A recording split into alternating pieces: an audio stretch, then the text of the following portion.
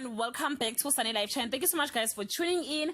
To all my subscribers, thank you so much guys for amazing support, and if you are new, you are welcome. Please don't forget to subscribe, comment, like and share this video guys. We are talking about the IdolsSA. The competition has started to be more unpredictable and tougher. You know, in the beginning guys of the competition, most people were very certain that Zama is the winner for this season, but the table has turned down as she received the least vote and she couldn't believe her eyes. Miguel was shaking. It was even difficult for her to talk and to perform.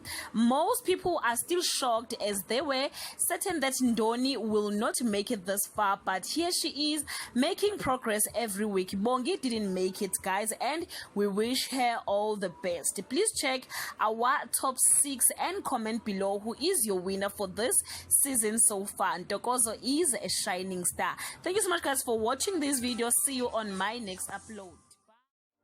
Bye.